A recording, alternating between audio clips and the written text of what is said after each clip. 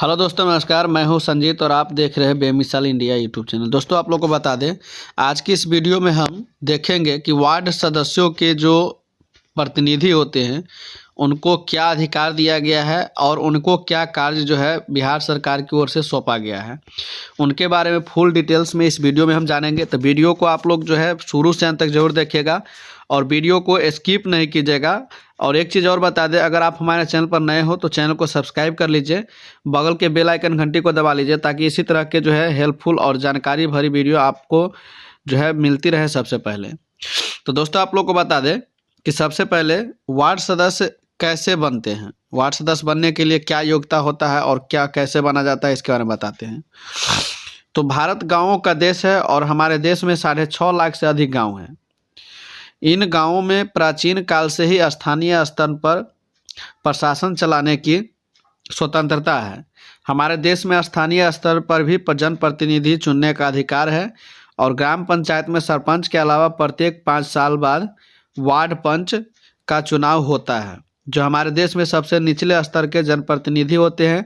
इसे कई राज्यों में वार्ड सदस्य या वार्ड मेंबर या वार्ड सभा सद कहते हैं, यानी कहा जाता है। तो चलिए इस वीडियो के माध्यम से हम ये जान लेते हैं कि वार्ड सदस्य के अधिकार और वार्ड सदस्य के कार्य क्या है। इसको विस्तार से हम इस वीडियो में समझेंगे। दोस्तों, आप लोगों को बता दें, सबसे पहले वार्ड सभा की संरचना के बारे में हम इस वीडियो में जान लेते हैं। तो हमारे देश में प्रत्येक गांव छोटे छोटे पुरवा, टोला या वार्ड सभा में बटे होते हैं। प्रत्येक गांव में एक ग्राम पंचायत होती है और प्रत्येक पंचायत में 10 या इससे अधिक वार्ड हो सकते हैं। एक वार्ड में लगभग 200 से 500 तक की जनसंख्या होती है।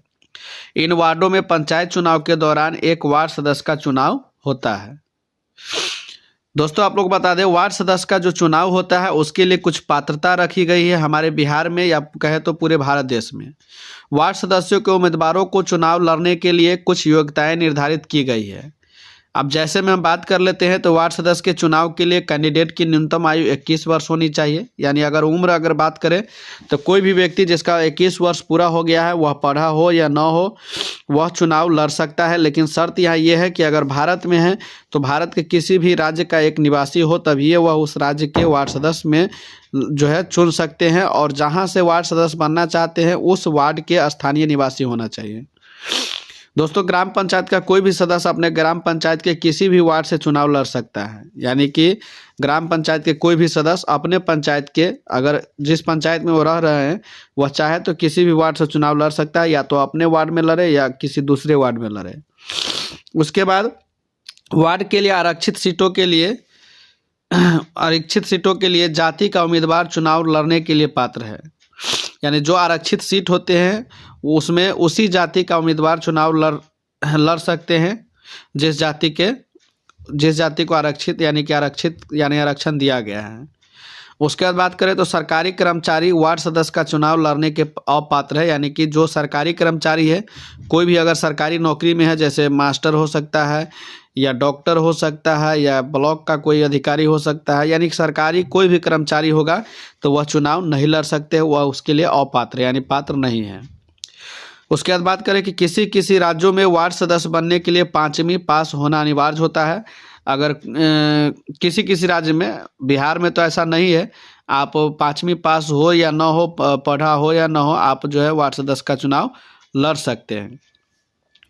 वहीं दोस्तों, वार्ड पंच का चुनाव लड़ने के लिए आवश्यक दस्तावेज के बारे में बात बता दें। यानी वार्ड पंच, यहाँ पर हम वार्ड पंच का मतलब वार्ड सदस्य ही होता है। तो वार्ड सदस्य का अगर आप चुनाव लड़ते हैं तो इसके लिए कौन कौन से दस्तावेज होने चाहिए, यानी कौन कौन से कागज होने चाहिए, कौन कौन से आपको सर्टिफिकेट होना चाहिए, तो उस पर हम आप लोग को बता दें उसके बारे में। तो सबसे पहले तो आधार कार्ड आपके पास होना चाहिए। उसके बाद पैन कार्ड होना चाहिए, मतदाता पहचान पत्र होना चाहिए, पासपोर्ट साइज फोटो होना चाहिए, निवास प्रमाण पत्र होना चाहिए, आरक्षित श्रेणी का जाति प्रमाण पत्र भी होना चाहिए और साथ ही साथ शपथ पत्र नोटरी द्वारा प्रमाणित किया गया होना चाहिए। ये सारे दस्तावेज है। जब आप वार्ड सदस्य का चुनाव लड़ते हैं तो इतने सारे दस्तावेज आपको देने होते हैं, तभी जाकर के आप वार्ड सदस्य का चुनाव लड़ सकते हैं या वार्ड सदस्य बन सकते हैं। इसके बाद दोस्तों आ जाता है वार्ड सदस्य के अधिकार एवं कार्य के बारे में बात कर ले। तो वार्ड में वार्ड सभा का आयोजन करना जो इसका मुख्य काम होता है। जो वार्ड सदस्य बनते हैं किसी भी वार्ड में, तो उसका मुख्य काम प्रथम काम देखा जाए तो वार्ड में वार्ड सभा का आयोजन करना है। उसके बाद वार्ड में जन समस्याओं का निवारण करना है, यानी वार्ड में जो भी लोग रह रहे हैं उनकी जो समस्या है उनको निवारण करना है, यानी उन समस्या को दूर करना वार्ड सदस्यों का कार्य होता है। उसके बाद वार्ड के गरीब लोगों को सरकारी योजनाओं का लाभ दिलाना, जैसे कि मनरेगा के थ्रू कोई अगर लाभ मिलने वाला है तो वो दिलवा दे, इंदिरा आवास दिलवा दे, या कोई भी सरकारी लाभ अगर है तो वार्ड सदस्यों का काम होता है कि उन गरीब लोगों तक उस योजनाओं का लाभ पहुंचाया जाए। इसके बाद है ग्राम प्रधान या सरपंच को अपने वार्ड में हो रहे विकास कामों की रिपोर्ट देना है। कोई भी वार्ड सदस्य अगर बनता है तो उनको यह रिपोर्ट देना है कि उसके वार्ड में कौन कौन से काम हो रहे हैं, उसका रिपोर्ट भी देना वार्ड सदस्यों का कार्य होता है और अधिकार भी है। सरपंच द्वारा दिए गए कामों को पूरा करना, अगर सरपंच कोई काम देता है या कोई टैक्स देता है तो इसको जो है पूरा करना वार्ड सदस्यों का कार्य होता है। तो ये सारे चीज़ है जो वार्ड सदस्यों का जो है इतने सारे अधिकार है, कार्य है। दोस्तों आप लोगों को अगर पंचायती राज व्यवस्था क्या है, सरपंच के कार्य और सरपंच की सैलरी, ग्राम सभा और ग्राम पंचायत में क्या अंतर है, ये इन सारी क्वेश्चनों का जवाब चाहिए या इन पर वीडियो चाहिए तो आप लोग कमेंट करके ज़रूर बताइए। पंचायती राज विभाग से संबंधित सभी अधिकारों, सभी कार्यों या सभी चीज़ों के बारे में हम वीडियो लेकर के आते रहते हैं। अगर वीडियो अच्छा लगा हो तो लाइक कीजिए, कमेंट कीजिए और ज़्यादा से ज़्यादा शेयर कीजिए। धन्यवाद। जय हिंद, जय भारत।